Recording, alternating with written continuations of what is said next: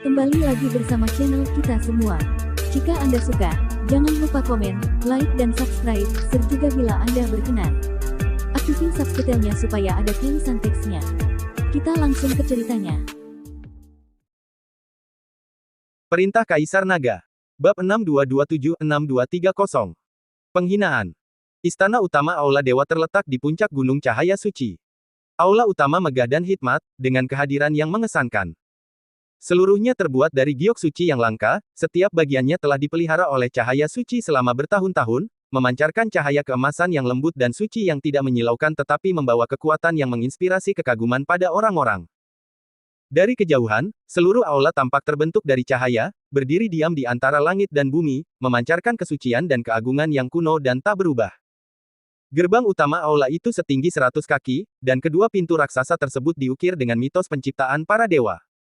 Matahari, bulan, bintang, gunung, sungai, tumbuhan dan pepohonan, serta semua jenis makhluk hidup digambarkan dengan jelas di pintu-pintu tersebut, seolah-olah mengandung esensi seluruh dunia. Di atas ambang pintu tergantung sebuah plakat besar bertuliskan 4 aksara suci kuno Aula Dewa. Aksara-aksara itu sederhana dan kuat, setiap goresannya memancarkan cahaya suci, dan suara samar dao agung bergema. Siapapun yang melihatnya akan merasakan hatinya bergetar dan tidak berani memiliki pikiran sekecil apapun untuk menghujat. Melangkah masuk ke aula utama seperti memasuki kerajaan dewa yang sesungguhnya. 36 pilar emas melingkar, yang masing-masing membutuhkan puluhan orang untuk mengelilinginya, berdiri dalam barisan rapi, menopang kubah menjulang tinggi yang mencapai awan. Pilar emas ini terbuat dari emas murni dan dihiasi dengan kristal-kristal kecil bercahaya yang tak terhitung jumlahnya. Pilar ini diukir dengan adegan-adegan epik leluhur para dewa yang menaklukkan surga, menyapu semua ras, dan menenangkan keempat penjuru. Dari perang kuno antara dewa dan iblis hingga penindasan jurang kegelapan, dan kemudian melindungi berbagai ras di 14 surga, setiap ukiran penuh detail dan tampak hidup, seolah-olah para leluhur yang mengenakan baju zirah dewa dan memegang senjata dewa akan melangkah keluar dari pilar pada saat berikutnya dan sekali lagi bertarung untuk para dewa.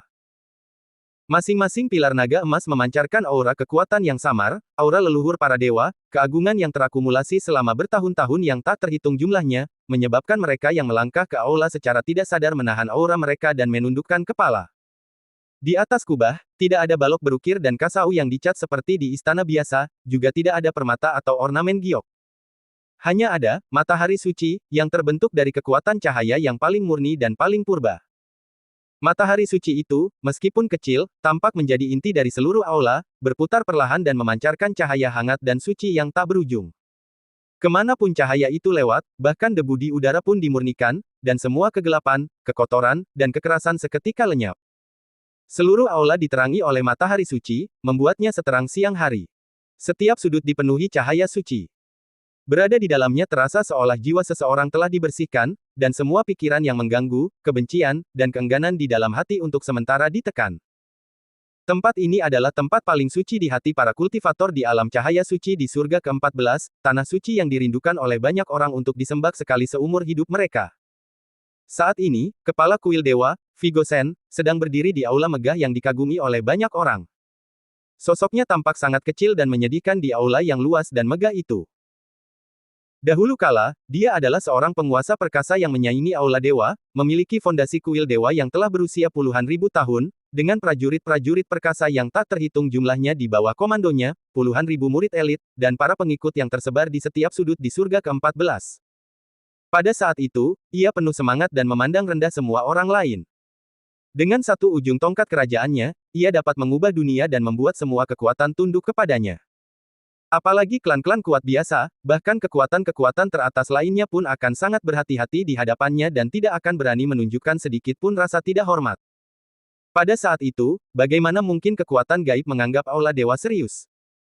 Dalam benaknya, aula dewa hanyalah sekumpulan orang tua kolot yang berpegang teguh pada tradisi dan tidak memiliki ambisi. Mereka mengklaim sebagai garis keturunan ortodoks para dewa hanya karena mereka menduduki puncak cahaya suci. Pada kenyataannya, mereka puas dengan sudut dunia mereka, tidak berani berpartisipasi dalam konflik dunia luar, dan hanya bersembunyi di alam cahaya suci untuk mencari nafkah. Dia bahkan secara terang-terangan mengejek aula dewa dalam berbagai kesempatan, di depan banyak kultivator dewa. Mereka mengatakan bahwa aula dewa hanya punya nama, menempati tempat suci tetapi tidak melakukan apapun.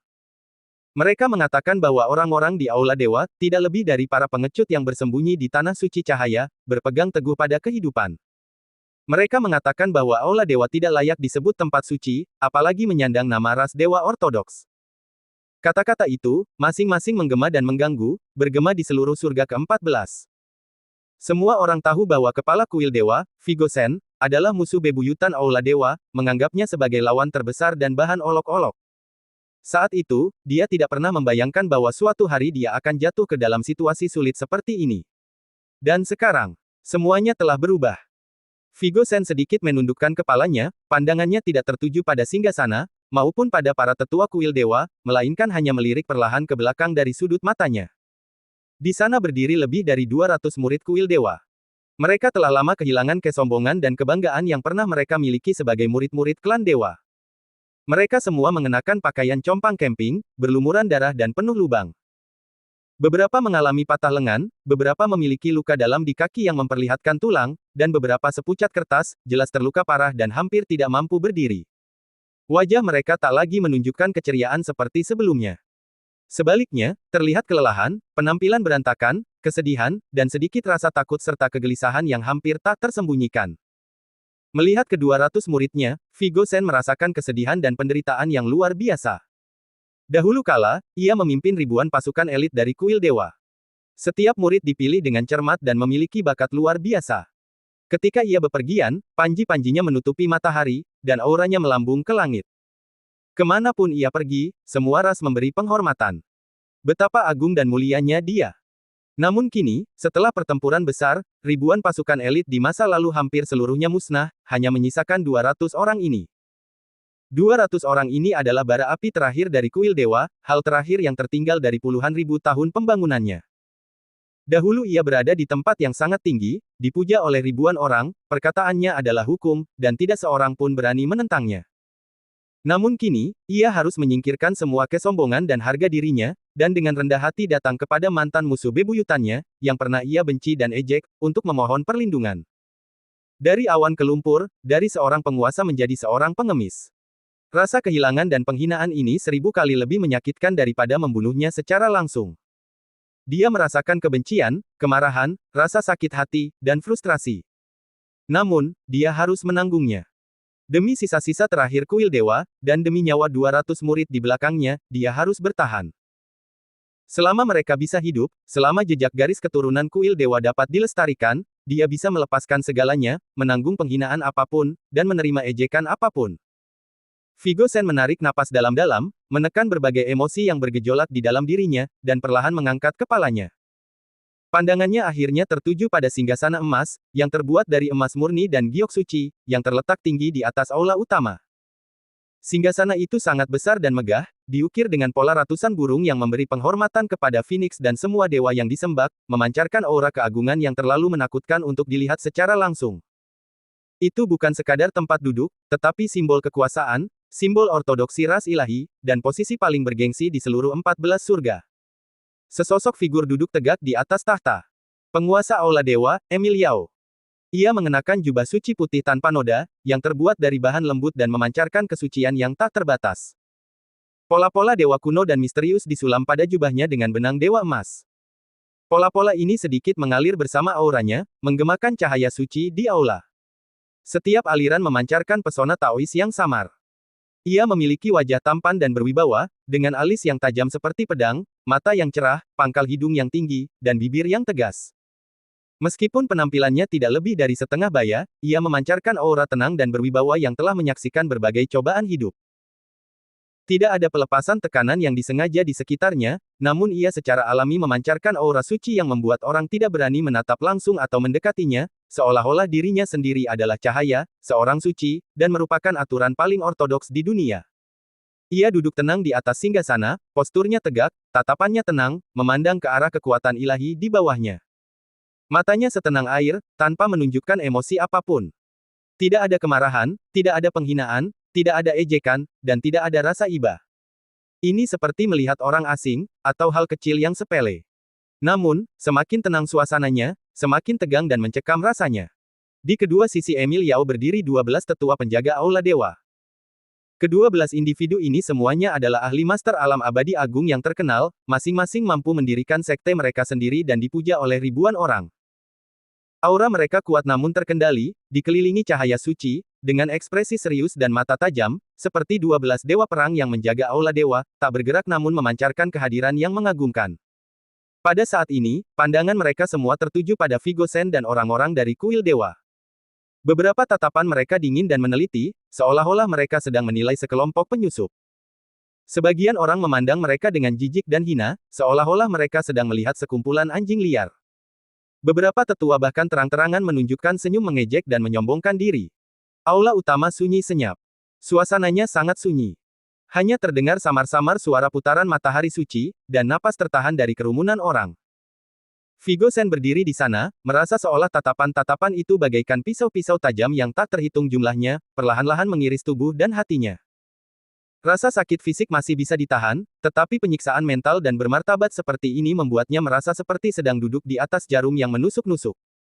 Ia telah hidup selama 10.000 tahun, menjelajahi 14 langit, dan selalu menjadi orang yang memandang rendah orang lain dan mengejek mereka. Ia belum pernah mengalami penghinaan seperti ini. Kapan dia pernah dipandang seperti semut? Namun, dia hanya bisa menanggungnya. Sekalipun giginya patah, dia tetap harus menelannya. Vigo Shen menarik napas dalam-dalam lagi, menekan semua gejolak di hatinya, dan melangkah maju, kakinya menghentak keras ke lantai yang dilapisi dengan giok suci cahaya. Punggungnya yang tegak perlahan membungkuk. Kemudian, ia membungkuk dalam-dalam kepada Emil Yao yang duduk di singgasana, busurnya menyentuh lantai. Busur panah ini menghancurkan kesombongannya yang telah dibangun selama puluhan ribu tahun. Busur panah ini menghancurkan kejayaan kuil dewa sebelumnya. Busur panah ini mengungkapkan semua kekecewaan dan kesedihan. Vigo Shen, pemimpin kuil dewa, memimpin murid-murid saya yang tersisa untuk memberi penghormatan kepada pemimpin aula dewa. Suaranya rendah dan serak karena pelarian yang panjang dan kerja keras selama berhari-hari, tetapi dia berusaha sebaik mungkin untuk menjaga nada bicaranya tetap hormat dan rendah hati, tidak berani bersikap tidak sopan sedikit pun. Di belakang mereka, lebih dari 200 murid kuil dewa, berpakaian compang camping dan dipenuhi luka, juga menahan rasa malu dan dendam mereka dan membungkuk serempak. Gerakan mereka tidak seragam. Beberapa mengalami luka parah sehingga membungkuk pun sangat sulit, sementara yang lain sedikit gemetar, jelas menunjukkan kemarahan dan kebencian mereka yang luar biasa. Namun pada akhirnya, mereka tetap menundukkan kepala. Karena mereka tahu bahwa jika kepala kuil dewa mampu bertahan, mereka pun harus bertahan juga. Di atas singgasana, Emil Yao tetap diam, bahkan tatapannya pun tidak banyak berubah. Dia hanya mengamati Vigo Shen dan yang lainnya yang berlutut dan membungkuk dengan tenang, tatapannya tenang hingga tampak acuh tak acuh. Tidak ada respons, tidak ada indikasi, dan mereka tidak disuruh berdiri. Waktu berlalu, detik demi detik. 1 detik, 2 detik, 3 detik. 1 tarikan napas, 10 tarikan napas, 100 tarikan napas. Vigo Shen mempertahankan postur membungkuknya, pinggangnya tertekuk sangat rendah hingga hampir patah, seluruh kekuatannya terkonsentrasi di kakinya, dan butiran keringat dingin perlahan merembes dari dahinya, mengalir ke pipinya. Membungkuk terlalu lama membuat seluruh tubuhnya sakit, tetapi rasa sakit fisik itu jauh lebih ringan daripada rasa malu di hatinya. Emil Yao masih tidak menunjukkan niat untuk menyuruhnya berdiri. Pengabaian yang disengaja ini, ketidakpedulian yang diam-diam ini, lebih memalukan dan lebih menghancurkan daripada penghinaan verbal atau ejekan jahat apapun. Ini adalah unjuk kekuatan yang terang-terangan. Vigo Shen mengetahui semuanya dengan sangat baik. Emil Yao ingin membuatnya berlutut, membuatnya menunggu, dan membiarkannya merasakan bagaimana rasanya berubah dari seorang penguasa yang tinggi dan perkasa menjadi seekor semut yang bisa diinjak-injak sesuka hati. Intinya adalah memberitahunya bahwa mulai sekarang, di puncak cahaya suci, di aula agung aula dewa, kekuatan supranaturalmu tidak berarti apa-apa. Harga diri, martabat, dan statusmu, semuanya tidak berharga. Vigo Shen menggertakkan giginya, rahangnya mengatup begitu erat hingga bibirnya hampir tergigit, dan rasa darah memenuhi mulutnya. Dia menanggungnya. Redam semua amarah, redam semua rasa malu, redam semua keinginan untuk mengangkat kepala dan meraung, untuk menghunus pedang dan menghadapi. Demi para muridnya dan demi api kuil dewa, dia harus bertahan. Akhirnya, setelah terasa seperti selamanya, aku tidak tahu berapa banyak waktu telah berlalu. Di atas singgasana, Emil Yao berbicara perlahan. Suaranya lembut dan jernih, seperti mata air pegunungan, menyenangkan telinga, tanpa sedikit pun nada permusuhan. Namun di balik kelembutan itu tersembunyi rasa acuh tak acuh dan ketidakpedulian, serta keagungan yang tak terbantahkan. Tuan dari kekuatan kuil dewa, tidak perlu formalitas seperti itu. Silakan berdiri. Kalimatnya pendek, tetapi terdengar seperti pengampunan. Vigo Shen perlahan menegakkan tubuhnya, badannya yang kaku sedikit bergoyang. Ia berusaha menstabilkan diri, mendongak ke arah Emil Yao, dan memaksakan senyum hormat dan rendah hati di wajahnya. Terima kasih, Tuan. Emil Yao menatapnya dengan tenang, pandangannya tertuju padanya sejenak. Setelah beberapa saat, sudut bibirnya sedikit terangkat, memperlihatkan ekspresi penuh makna yang bukan senyum maupun cemberut. Tuan dari kekuatan kuil dewa, saya ingat terakhir kali kita bertemu secara resmi adalah 3000 tahun yang lalu, pada upacara agung klan dewa yang diadakan di surga ke-14. Nada suaranya tenang, seolah-olah dia sedang mengingat kejadian sepele di masa lalu, tetapi setiap kata bagaikan palu kecil yang perlahan mengetuk hati Vigo Shen. Pada saat itu, penguasa kekuatan kuil dewa penuh dengan semangat dan gairah. Berdiri di atas mimbar tinggi upacara, dia menunjuk jari ke arahku dan berkata di depan umum bahwa Aula Dewa hanyalah sekumpulan pengecut yang bersembunyi di alam cahaya suci, yang tidak berani keluar dan tidak berani bersaing. Mereka tidak layak disebut sebagai garis keturunan ortodoks ras dewa bersama kuil dewa. Kata-kata itu masih segar dalam ingatan saya dan saya tidak pernah melupakannya. Suaranya tetap lembut, tetapi sarkasme dan ejekan dalam kata-katanya tidak disembunyikan dan terlihat jelas di hadapan semua orang. Suasana di aula utama seketika menjadi semakin mencekam. Wajah Vigo Shen sedikit menegang, menjadi pucat lalu memerah. Ia dipenuhi amarah, tetapi hanya mampu menahannya. Ia kembali membungkuk sedikit, nadanya semakin rendah hati, dengan sedikit rasa bersalah dan penyesalan, saat itu. Saya sombong dan gegabah, dan dalam keadaan bingung, saya mengucapkan kata-kata yang sangat tidak pantas. Saya mohon kepada Anda, Tuan, untuk bermurah hati dan tidak mempermasalahkan hal itu. Mohon maafkan ketidaktahuan saya saat itu. Maafkan kamu. Emil Yao mengulanginya dengan lembut, lalu terkekeh pelan. Kekahannya tidak keras, tetapi jelas bergema di seluruh aula. Tuan dari kekuatan kuil dewa, Anda terlalu hebat. Apa yang Anda katakan saat itu tidak sepenuhnya tidak masuk akal. Bahkan, dapat dikatakan itu adalah kebenaran. Aula dewa selalu terpencil di sudut, menjaga puncak cahaya suci, tidak seperti kuil dewamu, yang mengendalikan angin dan hujan di surga ke-14, mendominasi segala arah, memancarkan kekuatan dan prestise. Betapa mulia dan bangganya dirimu. Dia berhenti sejenak, pandangannya perlahan beralih dari wajah Vigo Shen ke para murid kuil dewa yang berantakan dan terluka di belakangnya. Saat tatapan itu menyapu mereka, setiap murid kuil dewa yang terlihat secara naluriah menundukkan kepala, tidak berani menatap matanya. Nada suara Emil Yao tetap lembut, tetapi di balik kelembutan itu tersembunyi sarkasme dan kekejaman yang mengerikan. Tapi, aku sedikit penasaran. Kuilmu, begitu megah dan perkasa, mampu mengendalikan angin dan hujan di surga ke-14, mengapa kau berakhir seperti ini setelah semua teriakan dan keributan itu? Dari ribuan pasukan elit di masa lalu, hanya 200 yang tersisa. Dari kuil dewa yang dulunya megah, kini tak memiliki tempat tinggal. Dari penguasa kuil dewa yang dulunya tak terkalahkan, kini kau harus datang ke aula dewa untuk memohon perlindungan. Perbedaan antara dulu dan sekarang terlalu besar, itu benar-benar membingungkan saya. Kata-kata ini telah terucap. Para tetua pelindung di kedua sisi Emil Yao tak kuasa menahan tawa dan langsung tertawa terbahak-bahak. Hahaha. Ketua aula benar sekali, aku juga mempertanyakan hal itu. Kuil dewa begitu kuat, bagaimana bisa berakhir dalam keadaan yang begitu menyedihkan? Saat aku masuk barusan, aku pikir aku sedang berhalusinasi. Bagaimana mungkin kepala kuil yang terhormat, sosok berpengaruh yang disegani di wilayah ini, hanya membawa sekitar 200 tentara yang kalah? Ini sama sekali bukan kepala kuil dewa. Dia jelas-jelas sekelompok pengungsi yang melarikan diri dari penderitaan mereka. Cek, betapa kuatnya mereka dulu. Menunjuk-nunjuk pelipis kita dan mengutuk kita, merendahkan kita hingga tak berarti. Sekarang lihat mereka, mereka datang kepada kita memohon perlindungan. Karma itu ada. Kemana perginya kesombonganmu? Kemana perginya semangatmu yang suka mendominasi? Mengapa kau tidak lagi sombong sekarang? Tawa itu kasar, arogan, dan tak terkendali. Kata-kata sarkastik itu tajam, menusuk, dan tanpa ampun. Setiap kata bagaikan pisau paling tajam, menusuk jantung kekuatan ilahi, dan jantung setiap murid bait suci. Wajah Vigo Shen berganti-ganti antara pucat dan merah, lalu hitam, tampak sangat mengerikan. Ia mengepalkan tinjunya erat-erat, ruas-ruas jarinya memutih, kukunya menancap dalam-dalam ke telapak tangannya. Rasa sakit yang tajam menusuknya, dan bercak-bercak darah menetes perlahan dari sela-sela jarinya, jatuh ke tanah hijau giok yang bercahaya, kontras sekali dengan tatapannya yang mengerikan. Kemarahan di hatinya hampir meledak keluar dari dadanya. Namun dia masih menahan diri. Dia tidak boleh marah, dia tidak boleh meledak, dia tidak boleh bertindak impulsif. Jika dia bertindak impulsif, semua orang di sini akan mati hari ini. Vigo Shen menarik napas dalam-dalam, menekan darah dan amarahnya yang bergejolak, lalu membungkuk lagi. Suaranya rendah dan serak, namun ia tetap menunjukkan rasa hormat yang sebesar-besarnya. Apa yang dikatakan kepala aula itu benar. Dulu aku sombong dan bodoh, dan itu semua akibat dari kesombongan dan kebodohanku. Semua ini adalah kesalahanku sendiri. Saya datang ke sini hari ini untuk meminta maaf kepada aula dewa dan memohon bantuan.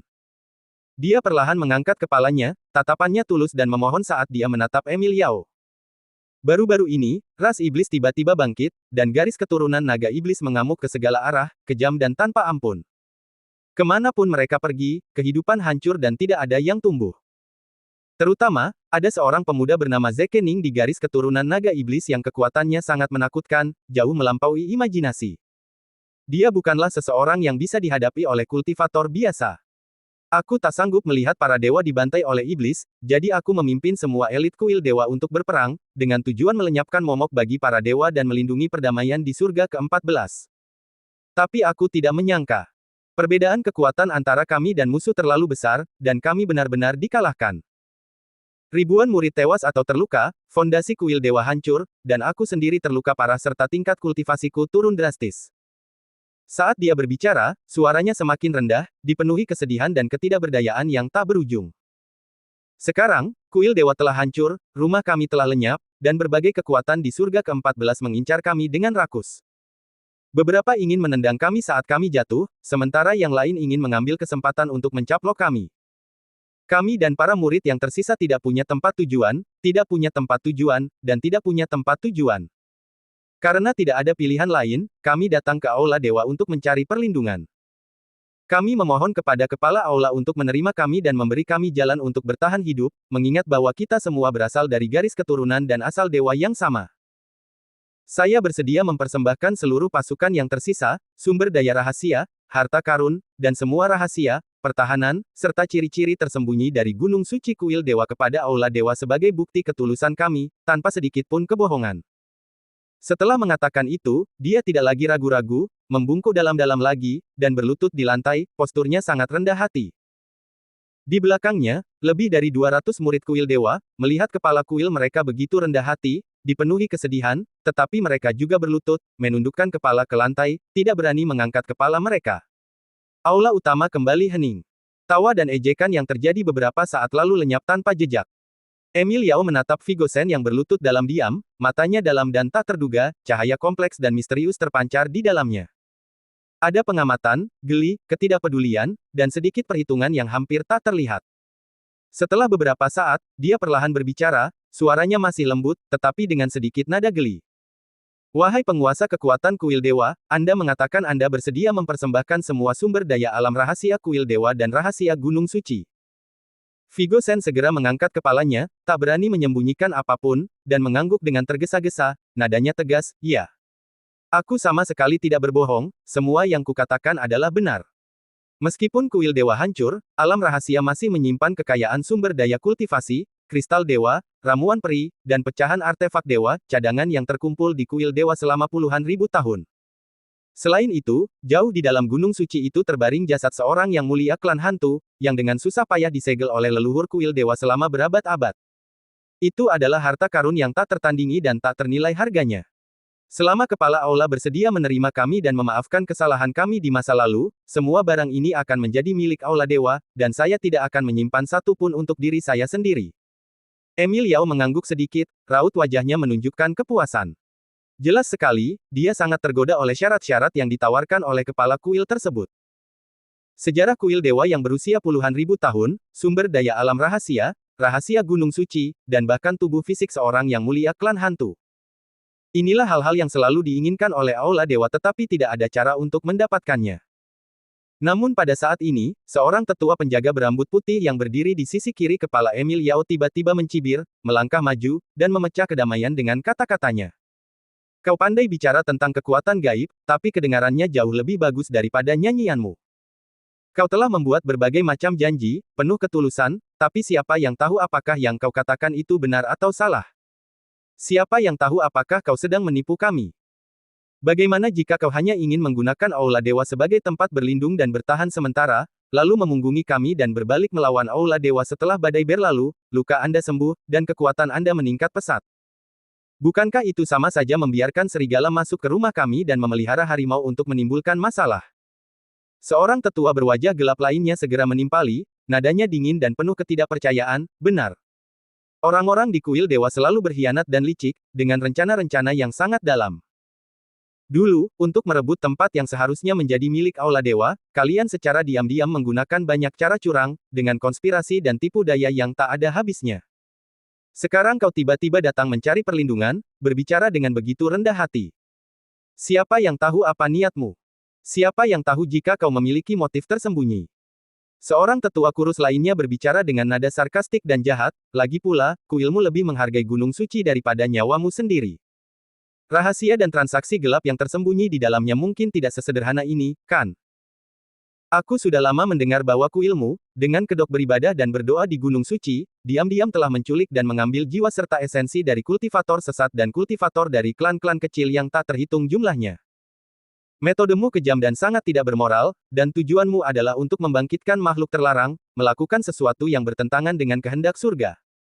Jika urusan kotor semacam ini, rahasia memalukan semacam ini, sampai terbongkar, itu sudah cukup untuk membawa kuilmu pada kehancurannya.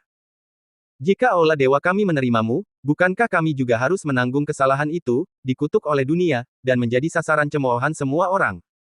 Kata-kata ini telah terucap. Wajah semua orang di kuil dewa berubah drastis, pucat pasi dan gemetar.